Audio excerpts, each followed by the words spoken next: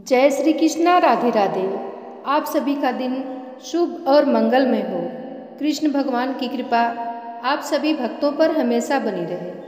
आइए आज सुनते हैं श्रीमद् भागवत महापुराण में आगे की कथा। श्री शौनक जी ने पूछा, सूत जी, सर्वज्ञ एवं सर्वशक्तिमान व्यास भगवान ने नारद जी का अभिप्राय सुन लिया, फिर उनके चले जाने पर उन्होंने क्या किया? श्री सूत जी ने कहा, ब्रह्म नदी सरस्वती के पश्चिम तट पर शम्याप्रास नाम का एक आश्रम है। वहाँ ऋषियों के यज्ञ चलते ही रहते हैं। वहीं व्यास जी का अपना आश्रम है। उसके चारों ओर बेर का सुंदर वन है। उस आश्रम में बैठकर उन्होंने आचमन किया और स्वयं अपने मन को समाहित किया। उन्होंने भक्ति योग के द्वारा अपने मन को पूर्णतया एकाग्र और निर्मल करके आदि पुरुष परमात्मा और उनके आश्रय से रहने वाली माया को देखा। इसी माया से मोहित होकर यह जीव तीनों गुणों से अतीत होने पर भी अपने को त्रिगुणात्मक मान लेता है और इस मान्यता के कारण होने वाले अनर्थों को भोगता है। इन अनर्थों की शांति का साक्षात साधन है केवल भगवान का भक्ति योग, परंतु संसार के लोग इस बात को नहीं जानते। यही समझकर उन्होंने इस परमहंसों की संहिता श्रीमद् भागवत की रचना की। इसके श्रवण मात्र से ही पुरुषोत्तम भगवान श्री कृष्ण के प्रति परम प्रेममयी भक्ति हो जाती है, जिससे जीव के शोक और मोह भय नष्ट हो जाते हैं। उन्होंने इस भागवत संहिता का निर्माण और पुनरावृत्ति करके इसे अपने निमित्त परायण पुत्र श्री सुखदेव जी को पढ़ाया। श्री शौनक जी ने पूछा, श्री सुखदेव जी तो बहुत अत्यंत निवृत्ति परायण हैं। उन्हें किसी भी वस्तु की अपेक्षा नहीं है। वे सदा आत्मा में ही रमण करते हैं। फिर उन्होंने किस लिए इस विशाल ग्रंथ का अध्ययन किया? श्री सूत जी ने कहा, जो लोग ज्ञानी हैं, जिनकी अविद्या की गांठ खुल गई है और जो सदा आत्मा में ही रमण करने वाले हैं, वो भी भगवान की हेतु रहित भक्ति किया करते हैं, क्योंकि भगवान के गुण ही ऐसे मधुर हैं जो सबको अपनी ओर खींच लेते हैं। फिर श्री सुखदेव जी तो भगवान के भक्तों के अत्यंत प्रिय और स्वयं भगवान वेद व्यास के पुत्र हैं। भगवान के गुणों ने उनके हृदय को अपनी ओर खींच लिया और उन्होंने उससे विवश होकर इस विशाल ग्रंथ का अध्ययन किया। शौनक जी, अब मैं राजर्षि परीक्षित के जन्म कर्म और मोक्ष की तथा पांडवों के स्वर्गारोहण की कथा कहता हूँ, क्योंकि इन्हीं से भगवान श्री कृष्ण की अनेकों कथाओं का उदय होता है।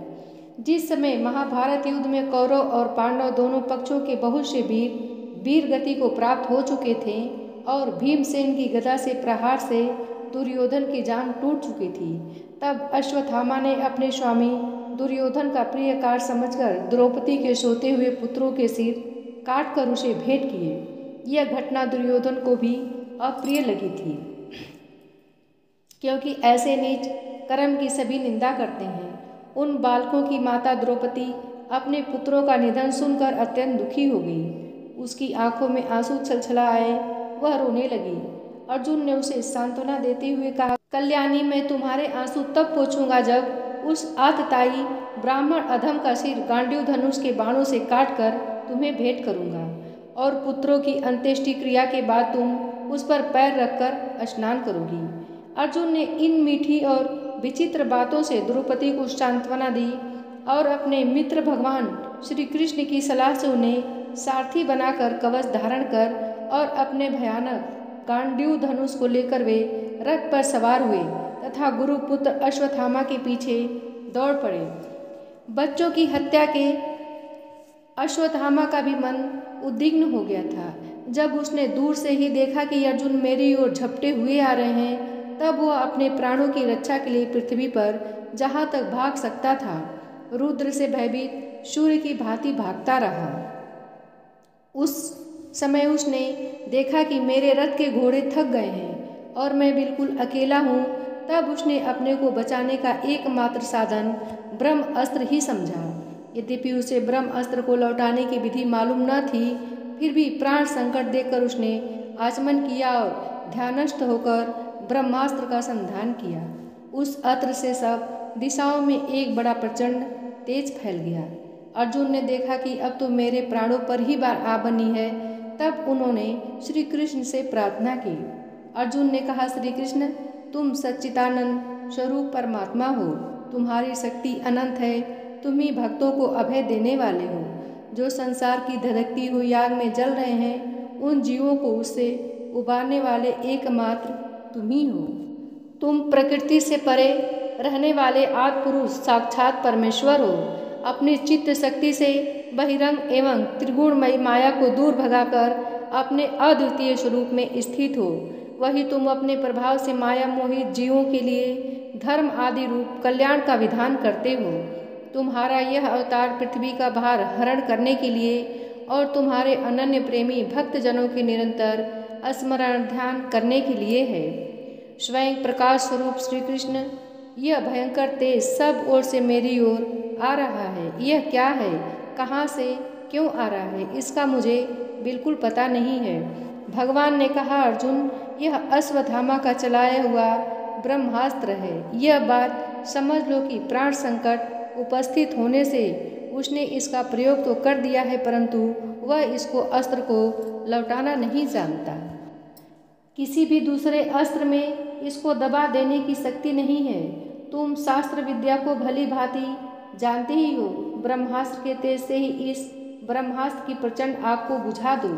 सूत जी कहते हैं, अर्जुन विपक्षी वीरों को मारने में बड़े प्रवीण थे।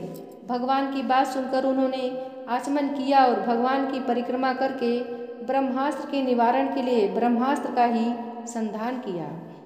बाणों से वेष्टित उन दोनों ब्रह्मास्त्रों के तेज प्रलयकालीन सूर्य एवं अग्नि के समान आपस में टकराकर सारे आकाश और दिशाओं में फैल गए और बढ़ने लगे। तीनों लोगों को जलाने वाली उन दोनों अस्त्रों की बढ़ी हुई लपटों से प्रजा जलने लगी और उसे देखकर सबने यही समझा कि यह प्रलय काल की सानवर्तक अग्नि है। उस आग से प्रजा का और लोगों का नाश होते देखकर भगवान की अनुमति से अर्जुन ने उन दोनों को ही लौटा लिया। अर्जुन की आंखें क्रोध से लाल लाल हो रही थी। उन्होंने झपटकर उस क्रूर अश्वत्थामा को पकड़ लिया और जैसे कोई रस्सी से पशु को बांध ले वैसे ही बांध लिया। अश्वत्थामा को बलपूर्वक बांधकर अर्जुन ने जब शिविर की ओर ले जाना चाहा, तब उनसे कमल नयन भगवान श्री कृष्ण ने कुपित होकर कहा, अर्जुन,